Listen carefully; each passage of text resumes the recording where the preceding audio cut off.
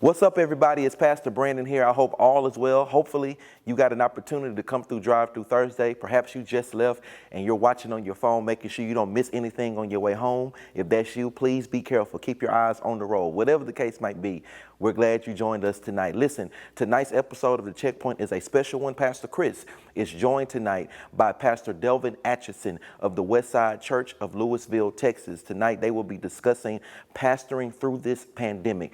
It is a wonderful time. I promise you, you don't want to miss tonight's discussion. As a matter of fact, right now, go ahead and share this video. Let everyone know that it's on. We don't want anybody to miss a moment of it.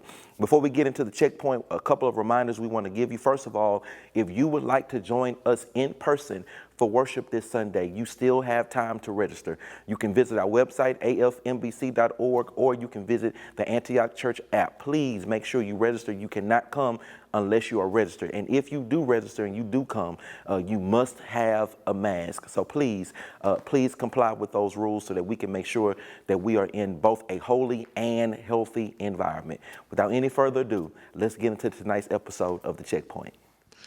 Good evening, everybody. Welcome to another edition of The Checkpoint. Thank you so much for tuning in this evening. I hope you've had an incredible day and that things are well with you and your families and you're settling in for the evening. Hope you had a chance to come by Drive Through Thursday today.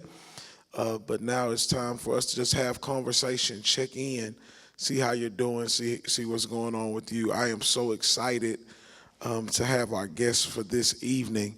The pastor of the Westside Baptist Church in Lewisville. This is Delvin Atchison, and he's been so gracious to join us tonight. Thank you, Pastor, for coming down south to hang with me for a bit. I'm honored that you let me come uptown, get out of the suburbs and come up here and to be with you. It's a joy to be here and to be with you on tonight. I saw all y'all when he started speaking. The bass rattle y'all a little bit. Just buckle up. It's gonna be all right. Don't let me frighten you. I got a voice like Barry White, but I sing like Betty White, so they don't usually let me. Yo, we're gonna have a good time tonight. We're really just gonna talk about what it's been like to navigate spiritually and even navigate church during this pandemic. You know, typically we have conversations about mental health and physical health and all the different things going on, education. You know, we've had a lot of really good, helpful, fruitful conversation. But today we're just going to talk about some spiritual things. I realized, Pastor, that I told you, we talked about it a second ago, that this Sunday was our first time coming back on a Sunday morning and having church, super limited number, social distancing and things like that. But for me, walking into the service, I did not realize how much I missed being in church or service on Sunday morning. It has been, for me, perhaps the most challenging part of the whole pandemic. I've spent 40 years developing gregariety. I mean, just so that when I see you, if you've been around me, I'm going to pat you, I'm going to hug you. And then to be told that those norms that I'd emphasized were no longer acceptable has been a challenge. And the whole idea of pushing people to assemble together, and now to say we can't do that has been a major challenge for us during the pandemic. And then just the isolation. Yeah. To be the people who we worked to be intimate, and now to be told that you have to be socially distant has been such an incredible challenge for me. So how have you navigated that? Because I'm the same way.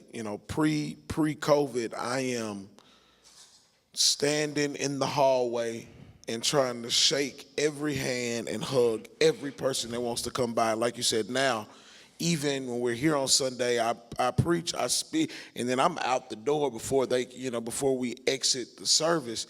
There's a tension there, and I know for some of the members, they've expressed, I miss hugging my people, I miss being around my people. So Absolutely. How have you navigated through that sudden shift? It's an acknowledgement of having to adjust to new realities. It's a reality. And a part of, I guess, the love and the shepherding is to say that I want what's best for you, even if it's not what I enjoy doing. I think the challenge, particularly of pastoring during a pandemic or any time, is that the prophet does not get to move from whatever his people are enduring. That if the shepherd really smells like the sheep, it's because he's been in their same places. You know, Ezekiel says that I sat where they sat. And it's not like God takes us somewhere and say, okay, y'all can relax and you don't have to deal with it.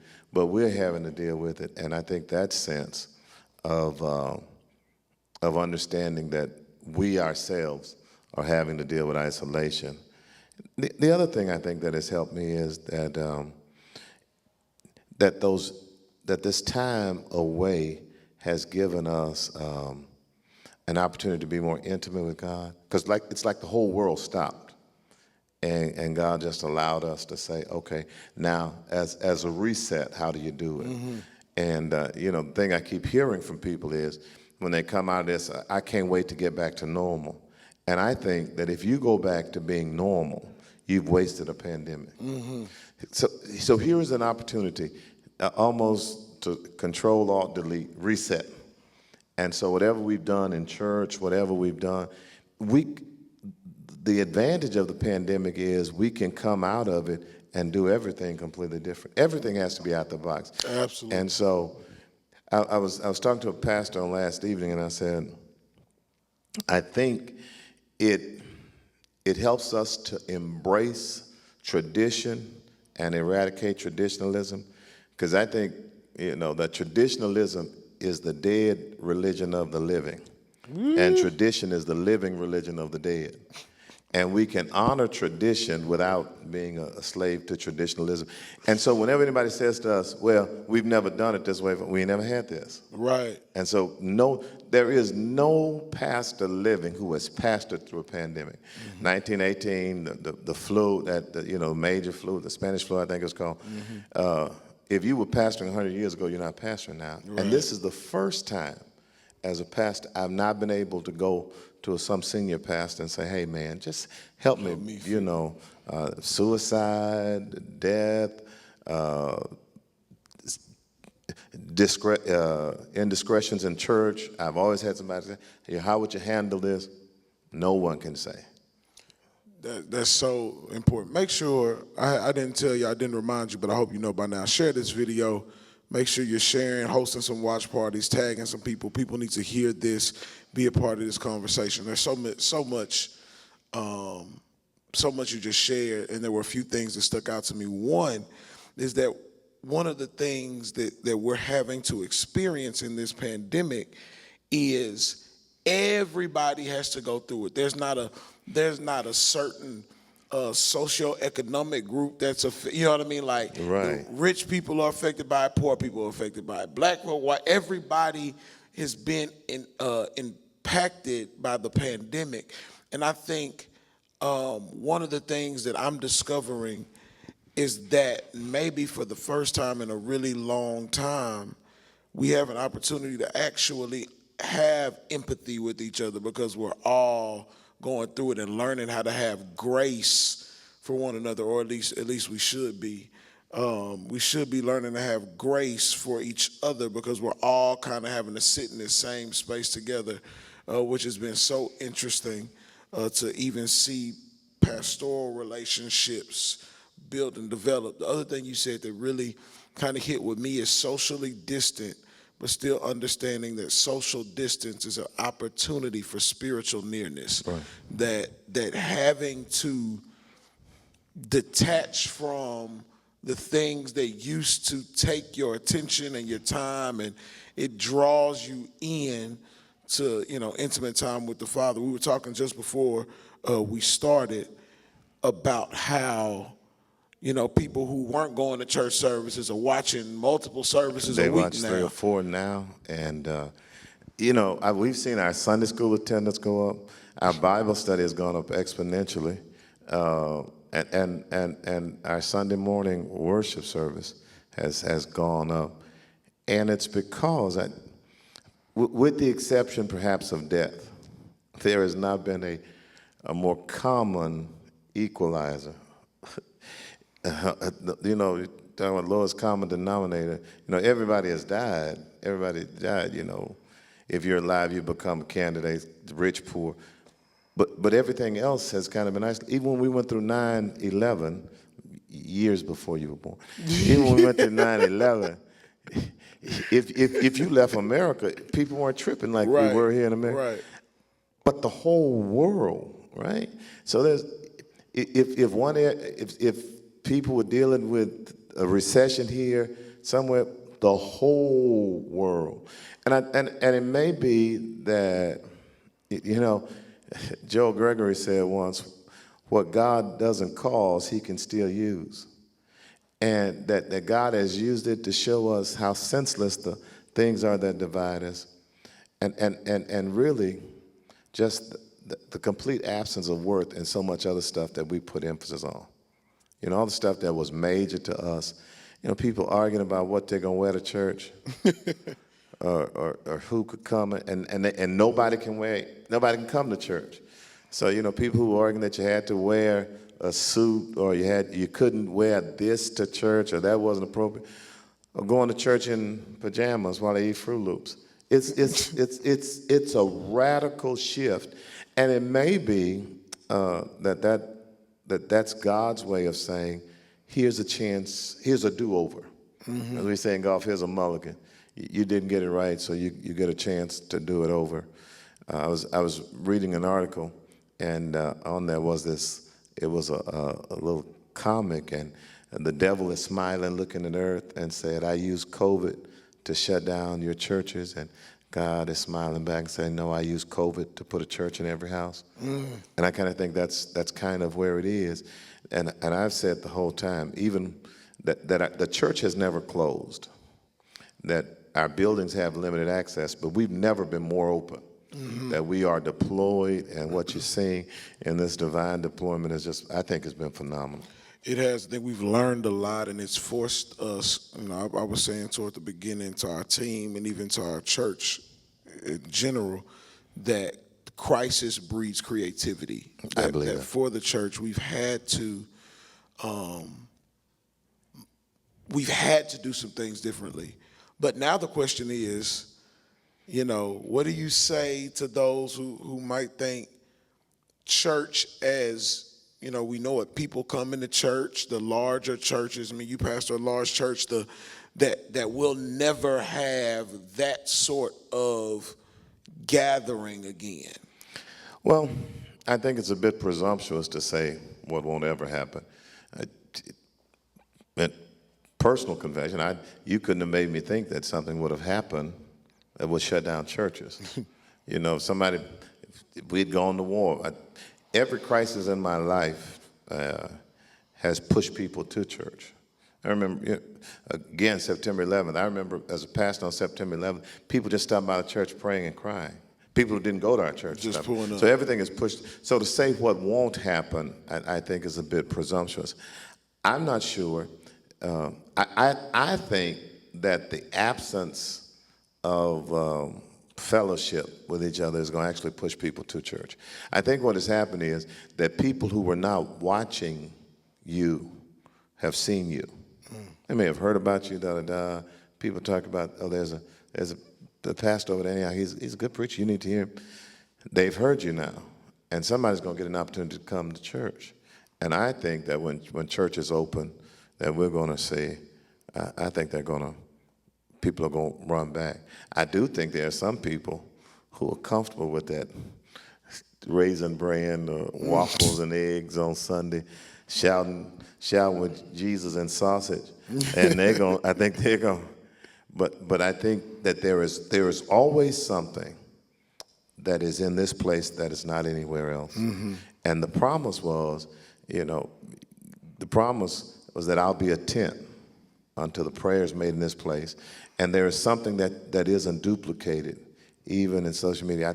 I think God has blessed virtual worship, but I don't think it'll ever take the place of of being, in-person worship. I think the whole purpose of it being virtual is it is a facsimile, a likeness to what is real. And if you can get what's real, you won't settle for a likeness. I agree. A lot of people didn't know until Sunday that we had been pre-recording services. Right. We never announced it. We never made a deal out of it. But we would pre-record the service. And so as they were watching church on Sunday mornings, I think a lot of people presumed that I was here preaching. Right. I was not. I was watching church from where, you know what I mean, in the bed like them, or eating breakfast, or with my family, whatever the case may be. And there was a part of me that when I knew, okay, July 12th, we coming back to live in-person service, I was like, whoo, I got to get up again. I got to, but being, like I said earlier, just being here felt so much different, and I loved it. And I agree with you wholeheartedly. Now, here's the other unique thing that we're facing during this season is not just the COVID pandemic, so not just pastoring through pandemic, but even pastoring through, unrest, injustice, highlighted now even more so for the world to see post George Floyd and all of those things. How have you managed to kind of mobilize even in the middle of social distancing and a pandemic? It almost seems like those two things are very... I am a proponent of pastors, particularly in this time, being prophetic. And so my definition, my challenge, I think, to the prophet is that a true prophet just doesn't speak to his congregation. He speaks to his generation. And one of the things that virtual church has done, and this pandemic has done, it has forced us to preach to thousands of people that we don't even know. And so the prophetic voice, I think God is calling us to be prophets, to speak to this generation, and to see it not just in this time, but to see it as the Greeks would talk about this kairos and the seasons of God, the times of God. And I think the prophetic voice is to capture, there's a German term, zeitgeist, the moods, the sign of the times, to capture that and to see it through a biblical prism. That the prophet's job is to see what's going on and to say through the Bible what God is doing to help people to see. And so I think speaking to people will call you to a greater accountability. That if I'm just speaking to Westside likes me, they call me to be their pastor, they'll let me go with some stuff. That I don't. But if I'm preaching to the world, there's a greater sense of accountability. What is God doing, not just in Louisville, not just here in South Dallas, but what is God saying to the generation that you've been called to speak to? And I think that's what the pandemic, but also in the area of what people call social justice. Well, what is God saying there? And I think the genius of God, and the longer I'm around God, the smarter he gets.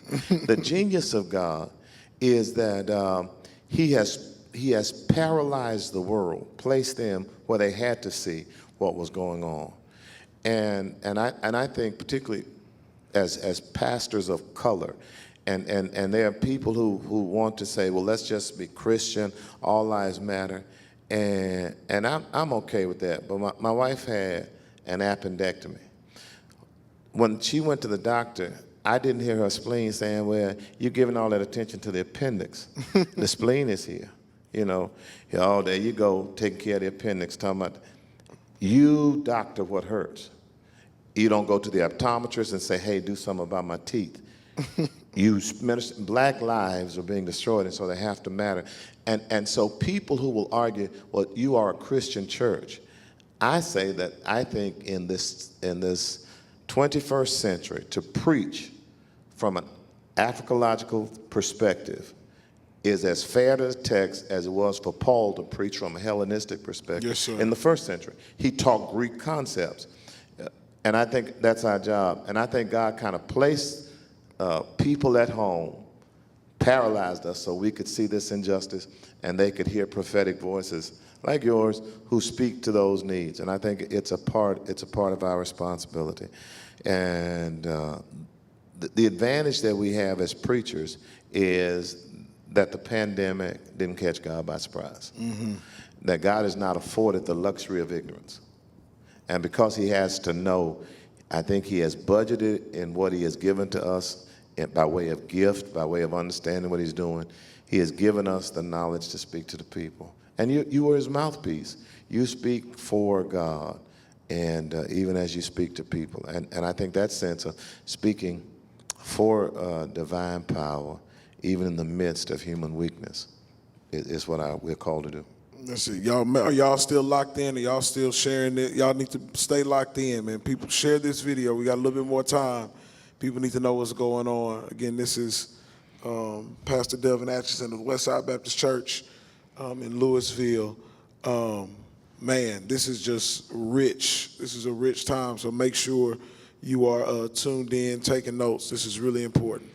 So, how do you, and kind of along the same vein as voices, we are responsible, like you said, to speak to the generation, to, like you said, be the voice of God. So how do we handle voices that are contrary to these things in the church? So I see a pastor recently got up, a mega church, white evangelical pastor got up recently and just debunked, the Black Lives Matter, whatever the case may be. How do we, in that? Let me speak to that.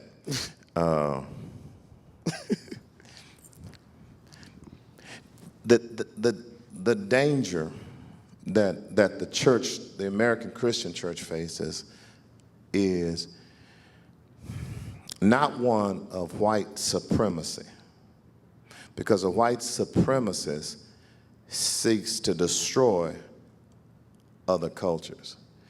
It's one of white superiority, which seeks to discount other cultures. The great challenge is that in America, and we keep talking about racial reconciliation, there will never be racial reconciliation until there's racial recognition.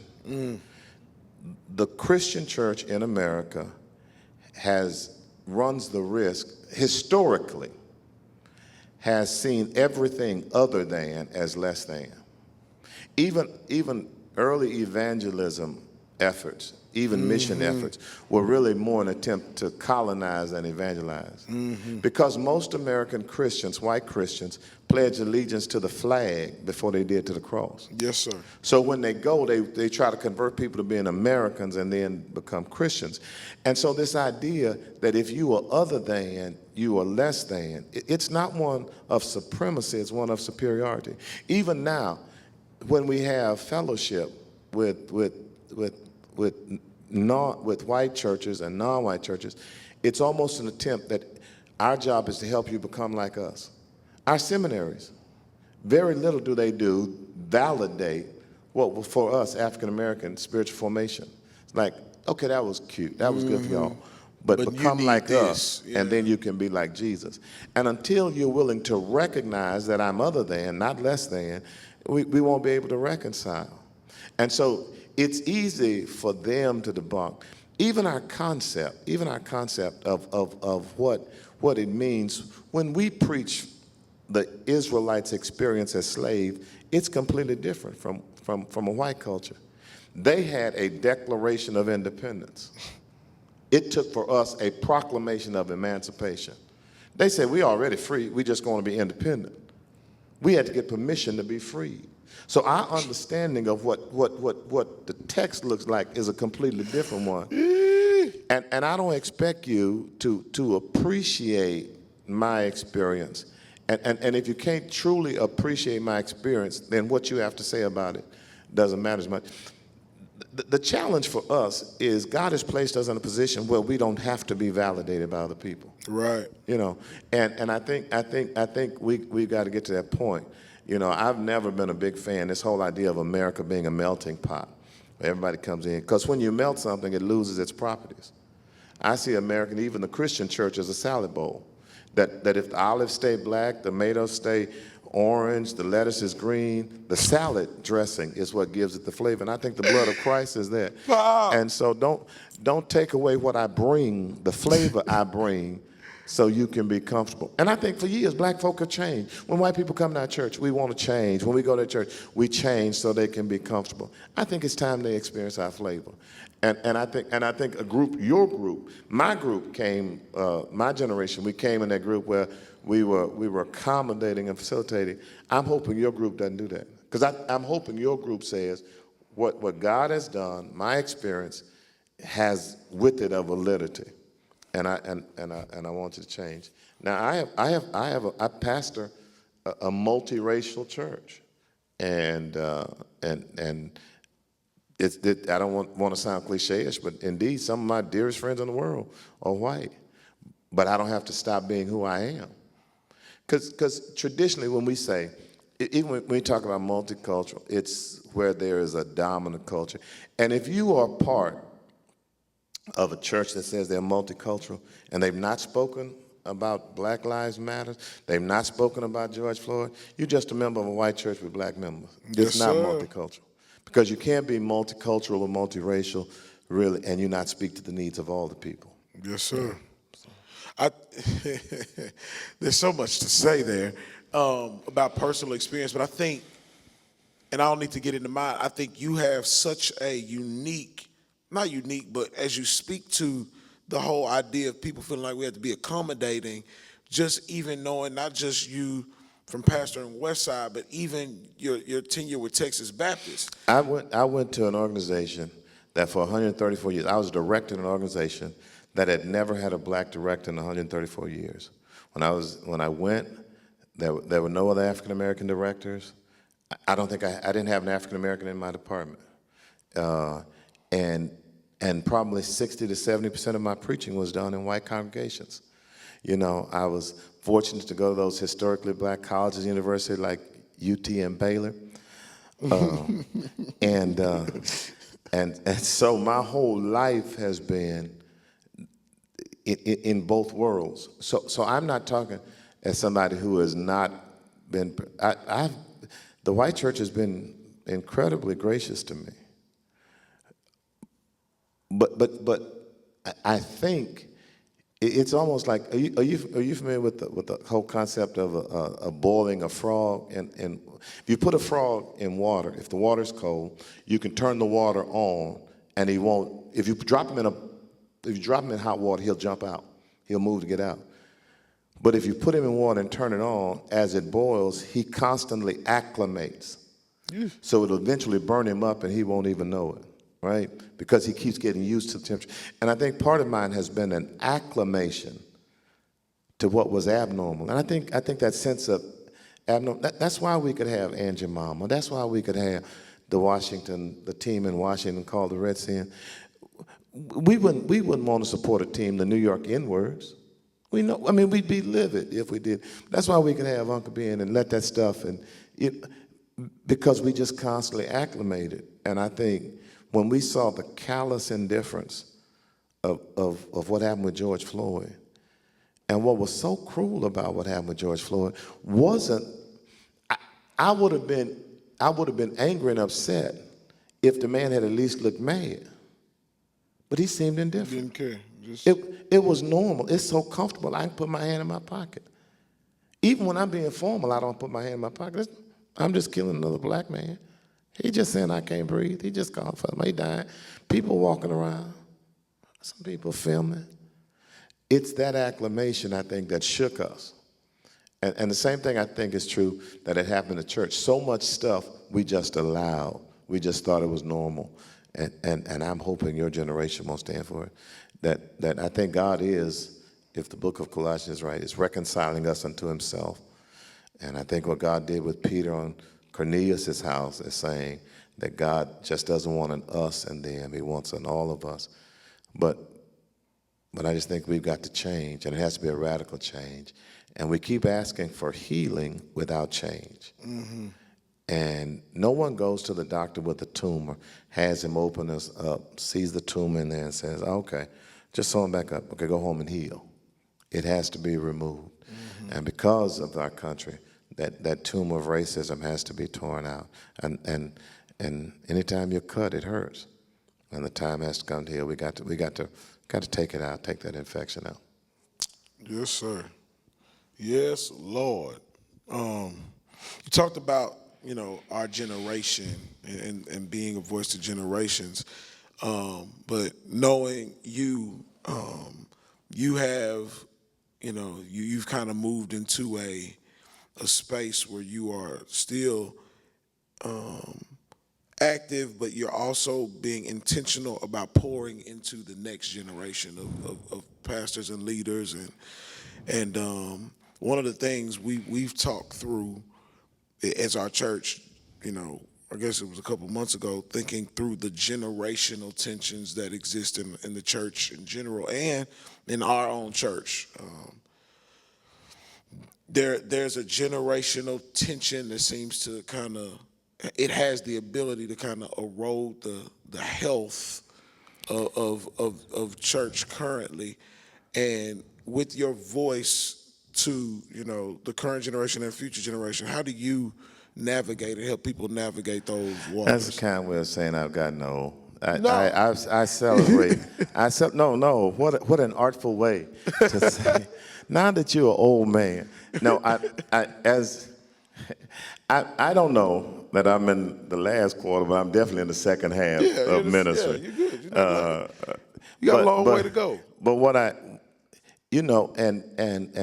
you are in part responsible for the vision that I have for my church when you came and shared, and I thank y'all for letting him come and share. But I left the conference that we shared at after our conversation with the challenge to our church. At the time it was kind of to the men, but it's to our church, and I share this with all churches now, that every one of us ought to be involved in at least 3 relationships in our church. One where we pattern ourselves after someone, one where we partner with someone who is a peer, and the other where we pour into someone who is coming. So that we ought to be following someone to heaven, holding someone's hand and pulling somebody behind us. Really, and so I think that generational differences are tensions if we allow them.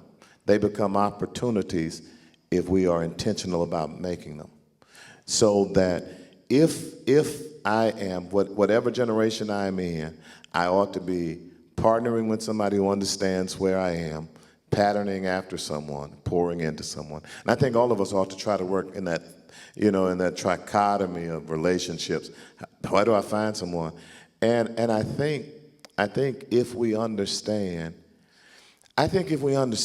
that we are a part of a larger narrative, and that even though our journey starts with us, our story doesn't start with us. Mm-hmm. That we're a chapter in a bigger story.